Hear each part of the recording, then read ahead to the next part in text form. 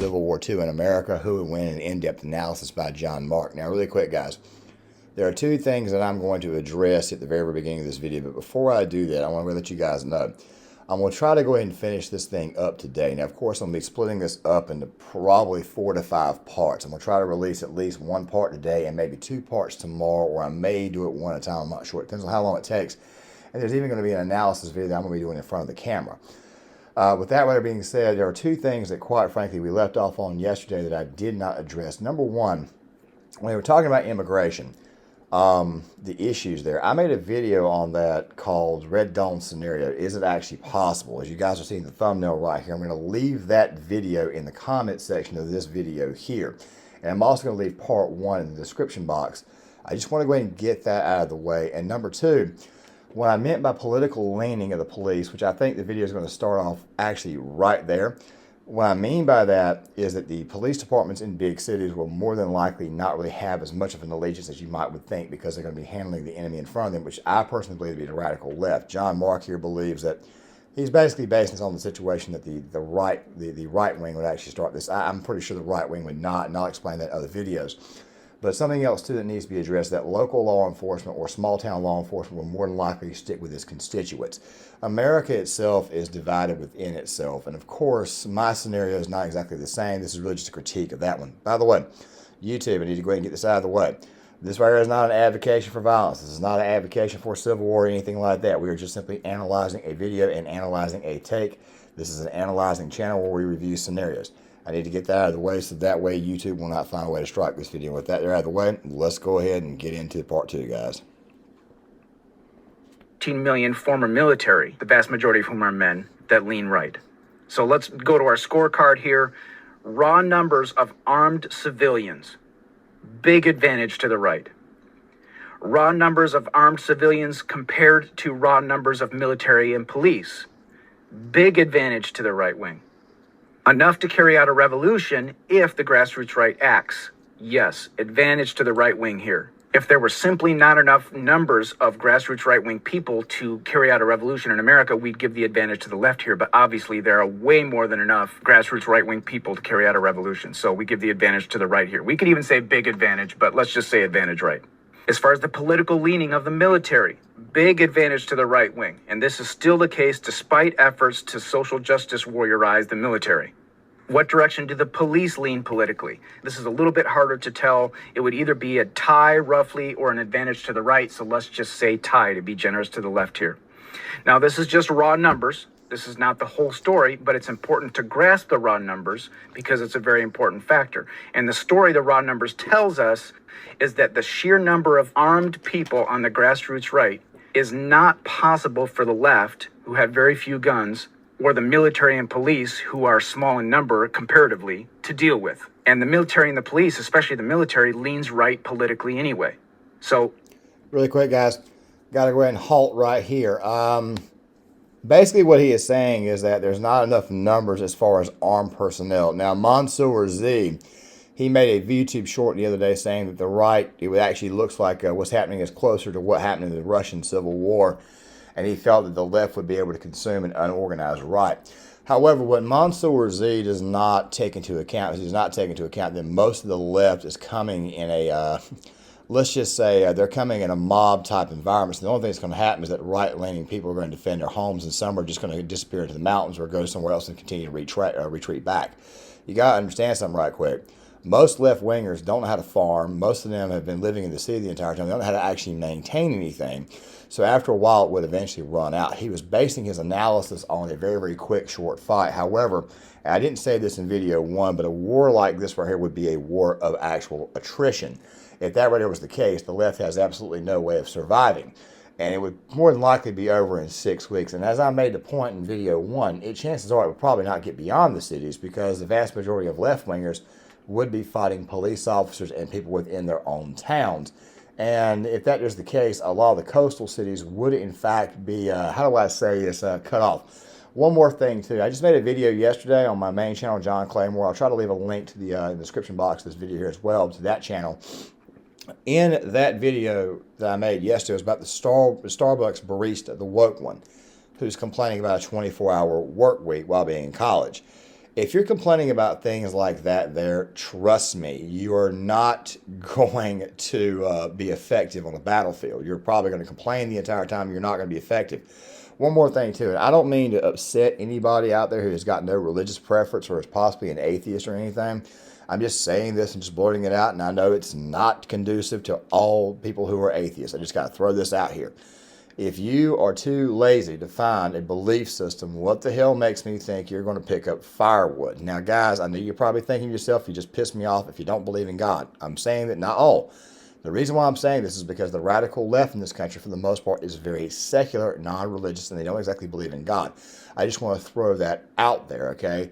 This is not the old Soviet Union where you had Russians who actually lived in very, very bad, poor environments, and a lot of them coming off the field of battle. See, Mansour Z did not take that into account either. That a lot of the people who took place in the Russian Civil War, a lot of them were veterans from World War I on the Eastern Front. We'll be doing more videos on that topic at a later date, especially when I do my own scenario. Let's go ahead and keep this going. If the grassroots right reaches a tipping point where large numbers of them act, no one will be able to stop them from doing literally whatever they want. And again, the grassroots right could actually achieve its goal. They don't even need remotely close to all of them to act. Again, 10% of 65 million is 6.5 million. That's way more than enough. 5% is 3.2 million. That's still way more than the active military and police combined. And remember, the alt-right alone is 10 million people, most of them men. So the raw numbers are massively, massively in favor of the grassroots right. Raw numbers of armed people that can bring force to bear upon the situation. Let's go to the next factor that this person outlines. The government would need infrastructure more than rebels would. Already working with significant handicaps, the establishment would need electricity, access to the internet, bridges, and airports to coordinate any active campaign against the rebellion. By contrast, the rebellion can work in the dark. See, now he's starting to talk about fourth generation warfare. Considering how easy it would be to sabotage U.S. infrastructure, one of the first things the rebellion would do is collapse bridges, destroy or seize power plants, and cover the interstate in IEDs. This is relatively simple to accomplish, and it would inflict enormous damage on the establishment's ability to restore order. It would also cost an enormous amount of time and effort to fix any sabotage, because the establishment would need to provide military protection to any workers attempting to rebuild, which is to drain their active fighting personnel resources that they could not afford. Logistics and infrastructure in the U.S. are crumbling and failing. Any war fought against a rebellion in the U.S. would be a logistical nightmare, even before the rebels started going full Al-Qaeda and putting IEDs in the road. A retired general who was contracting with us on the team said, "The only thing holding together the United States infrastructure is duct tape and the will of the Department of Transportation. And often enough, there isn't enough duct tape." The most loyal cities to the U.S. government, as we polled, are also the most logistically easy to cut off. New York City, San Francisco, LA, DC, Baltimore. Most of these require crossing water to enter from certain directions. Guys, really quick, and I'm going to pause it again after he gets done with this full point. I got to throw this out here. As I was saying earlier, a lot of these cities, you have to actually have bridges to actually cross them. Now, I want you to ask yourself a question.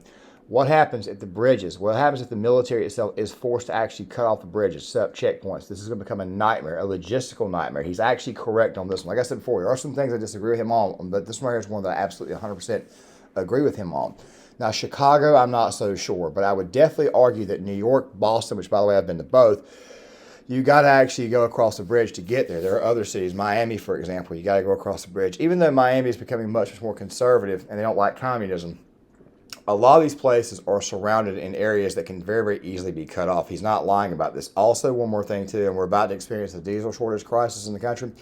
A lot of these cities only have about 3 or 5 days worth of supplies. Now, if you cut these places off and they've only got maybe 1 or 2 days worth of supplies left, these people will start eating one another. It won't be blue versus red. It will be blue on blue. I've made several videos, and I've mentioned this in a lot of videos. Never an actual thing, but I've said if a civil war was to occur, it would mostly be blue on blue violence. You may have some neighbors try to take advantage of one, especially in these cities if you've got riots and looters, and that infrastructure becomes extremely important to the federal government to get across to try to put an end to that. However, our military boots on the ground force is not big enough. I established that in video 1, that would mostly be the United States Army National Guard. It would be taking care of this, and of course the United States Army itself. The Marines, of course, would be sent to overseas installations. I figured that would be the case because, I mean, as prior service Marine myself, we're going to be sent to cover other assets and possibly go against other opponents that may try to take advantage of the situation. This right here, by the way, will come up in probably part 4 or part 5, talking about people trying to take advantage, especially as far as other countries. But on this point right here, I do believe that John Mark got 100% correct. Most of them have critical airports. Some of them have critical ocean ports. If anything happened to just 2 of the cities on this list, it would create a logistical cluster bleep. Then he says, your Johnny Reb and Timmy Teabagger states, red states, all have something most of the progressive blue states don't. Blue states are mainly consumer states. Reds are producer states. Urban areas don't have farms. The second the shit goes down, realize a lot of these blue areas are likely to starve. In a Civil War scenario, we predicted that at least 10,000 people would die of starvation if the war was not finished in a year. The numbers get worse after that. I don't know if maybe he's missing a 0 or 2 here, but 10,000 people dying in a year during a civil war of starvation sounds like a very low number to me, considering everything he's saying and just the logic of this.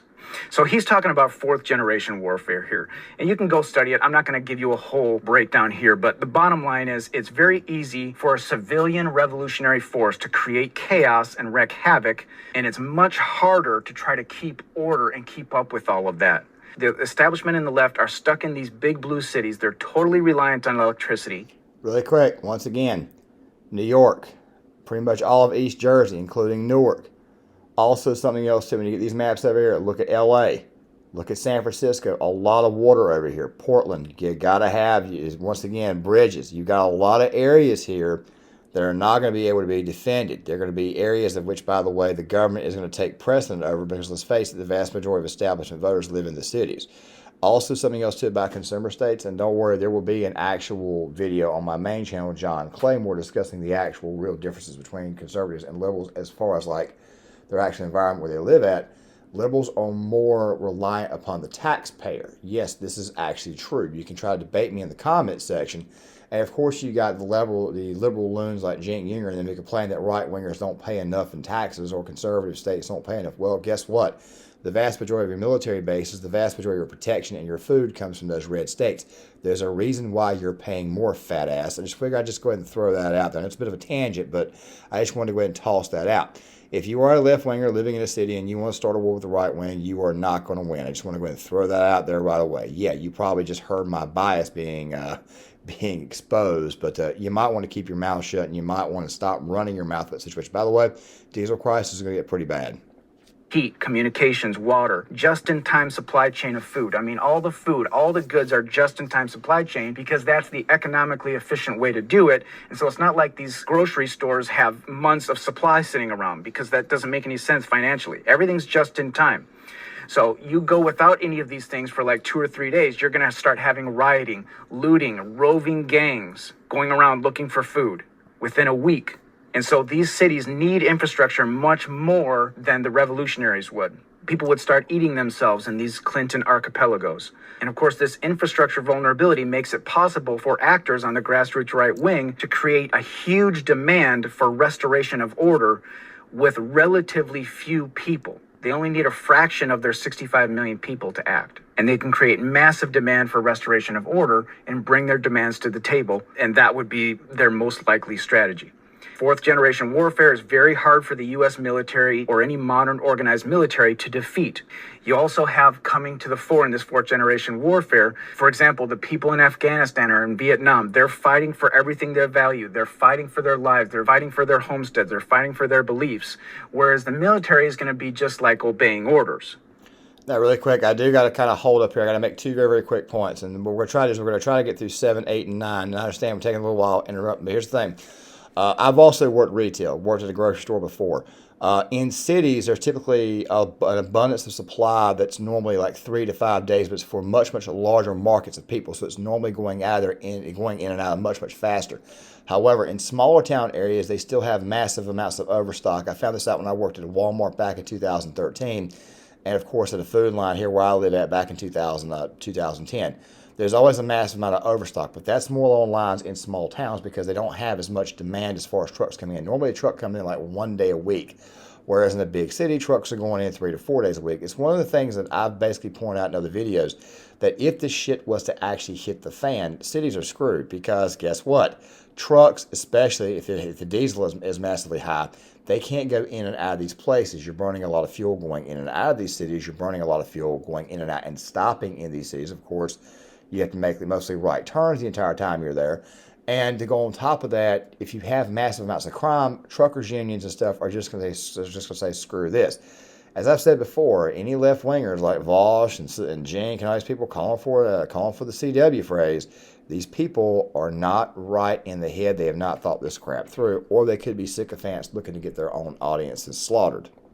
They obey orders, as we'll see in a minute. The other issue in fourth generation warfare, which is a huge factor, is that the rebels blend into the population when they're not wreaking havoc. They can just carry out a repeated strategy of hit and hide. And when they're not hitting something actively, it's very hard for the military to tell the difference between a civilian or a group of civilians that's just trying to protect themselves and a group of people that might be revolutionaries. It's virtually impossible to tell the difference. And they can't just go around killing all the civilians. That would be the only way to outright win many times in fourth generation warfare, is just kill everybody. And they can't do that because they can't tell the difference between a regular civilian and a revolutionary. So it's a quandary for the military. It's very, very difficult for them to get a decisive victory. So let's go to our scorecard here. Let's call it battle logistics, infrastructure, fourth generation warfare.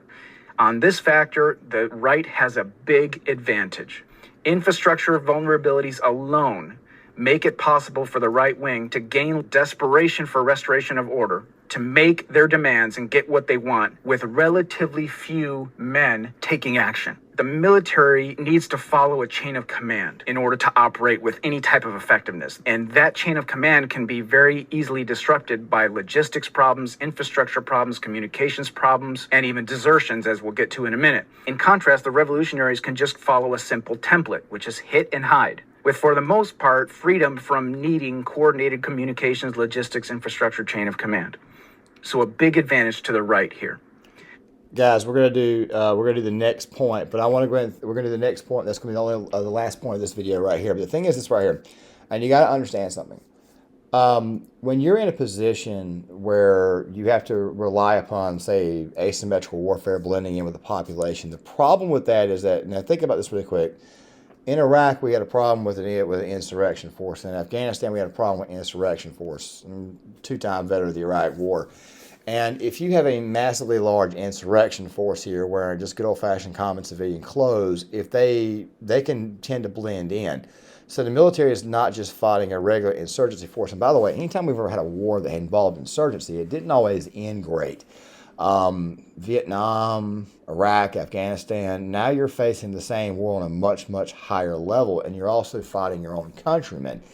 This right here would, in fact, result in desertions. I'm going to go ahead and preface that now before we get to the next point, which, by the way, is going to be the last point of part 2, and then we're going to go ahead and work on part 3. The thing that you have to understand is that it's not easy trying to take down some of your own. You got to understand something. We recruit people from very, very patriotic families, and you will see that here in a second, because he does bring this up. The thing that you have to understand about the actual social justice warring of the military is it's put a lot of us paranoid, thinking that the military is now starting to go up against its own people. However, the problem is that our military, while they're trying to social justice war it, it's basically a fruitless effort, because you're not going to be able to do that to the entire military itself.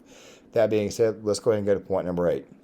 Now, one more comment before we go on here. One guy said to me one time, he said, well, the government could just go in and arm the left-wingers.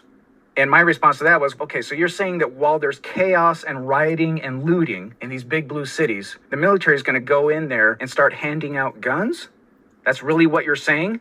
And it's not just handing out a gun. I mean, they're not going to do that. But even if they did, how do you train people in a chaos environment where there's shortages of electricity, food, water? Who's going to sit here and train these leftists to use their guns in that kind of an environment? And also, for the left establishments to start handing out guns would be to openly admit that they were wrong about gun policy all along, and admit... By the way, guys, they've already done this in Ukraine. I remember hoopla. They had this great big old hoopla in Ukraine about them handing out weapons. And of course, now all of a sudden the government was okay with handing civilians weapons. By the way, There is one thing I do disagree with him over. The left-wing sycophants will never admit their hypocrisy. I just want to go ahead and throw that out of the way. So they would, at some point in time, push come shove, pick up a weapon.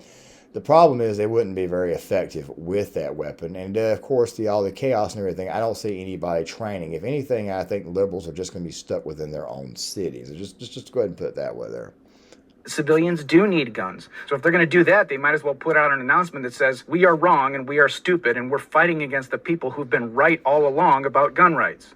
One more thing. A lot of these big blue cities where most of the liberals live at don't even have gun stores, don't even have ammo. So, yeah.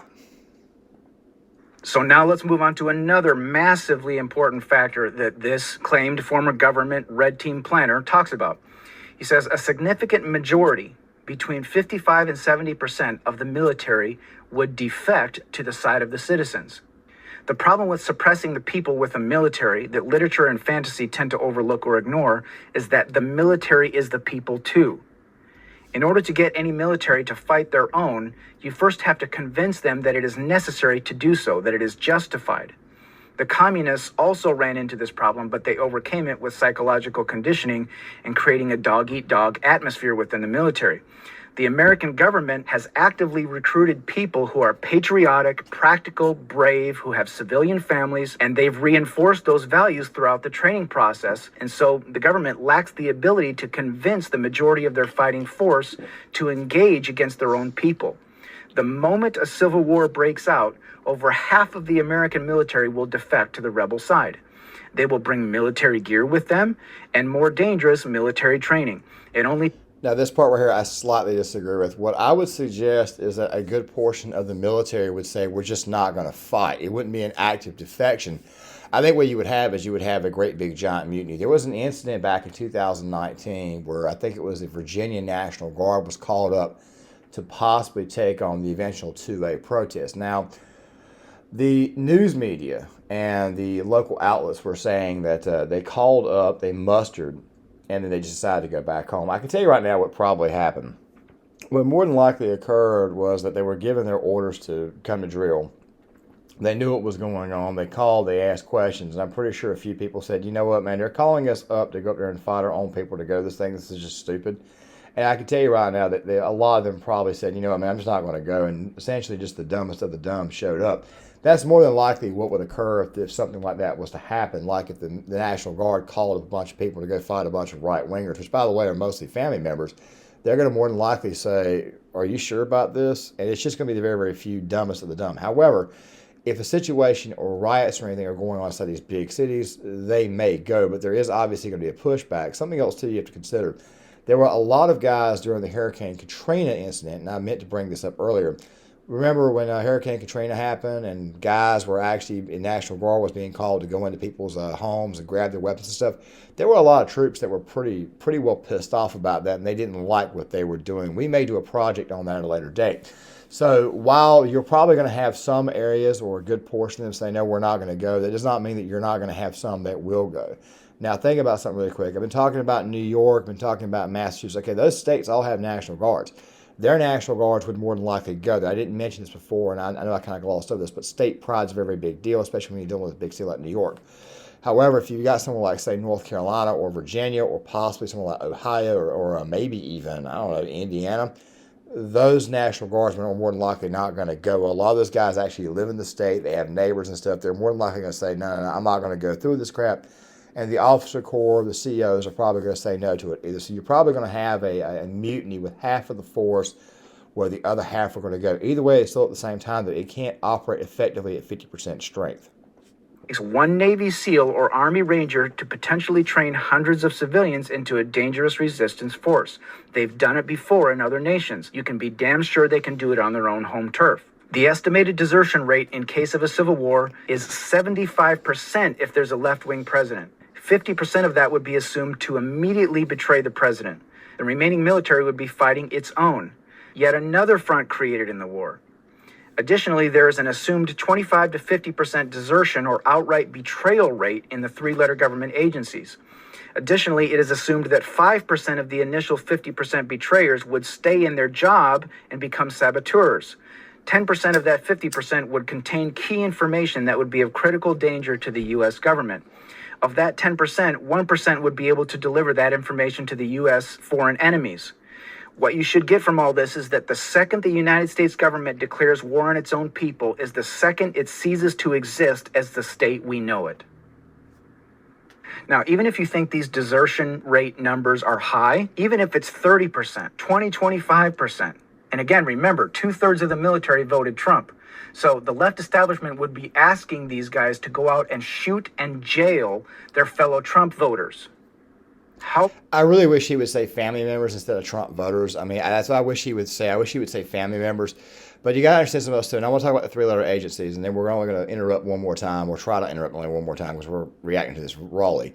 The thing about the three-letter agencies, there was a guy by the name of Young Scythian, very, very obscure channel, who disagreed with this entire premise, saying that the government would have too much of too much of a, how do I say, a tight grip on the situation. What he doesn't seem to understand is that when you've got a country of over 322 million people, you can't keep that under wraps unless you live in a country like, say, China.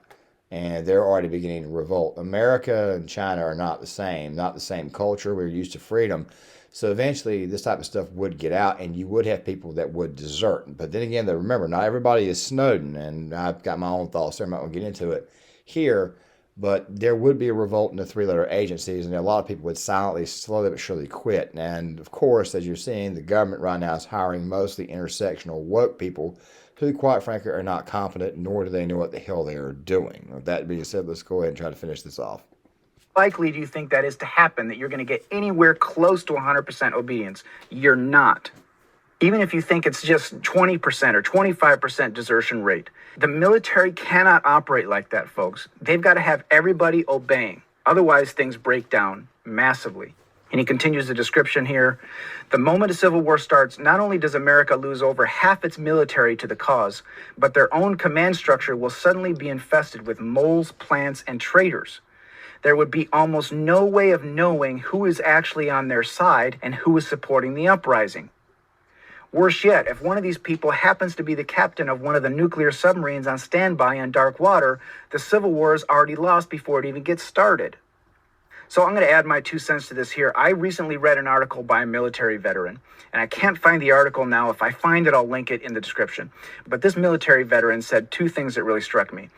Number one, he said that when he talks to left-wingers about the possibility of civil war in America, he's amazed at how naive they are. He says they think that if the grassroots right starts a revolution, that the military is just going to waltz in and mow them all down and put them all in jail. And he said, as a military veteran, I tell these leftists straight out, that is just not going to happen. And the second thing this guy said, which really struck me, was that the scariest conversations he's ever heard is when he listened in on conversations by fellow military veteran friends of his about how easily they could bring America to its knees if they wanted to, just with infrastructure hits. He said, that's the scariest thing I've ever heard.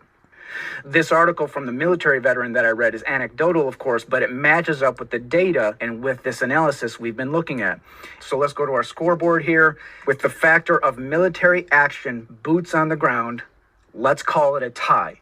The establishment left would have the ability to give orders to the military, but 2/3 of the military voted for Trump, and many of them are just going to refuse to do that or defect in place, and the military can't operate this way. They need full obedience, and even if they get full obedience, even if there were no infrastructure problems, they're already drastically outnumbered by the grassroots right. So even with full obedience, it'd be hard for them to defeat the grassroots right. So military... All right, guys, here's where I'm going to end the video at. And, of course, we're going to get back to it tomorrow. We're going to try to release the rest of it tomorrow. Time's kind of elapsed a little more than it should have. I'm going to try to make the rest of them tonight. Here's the deal.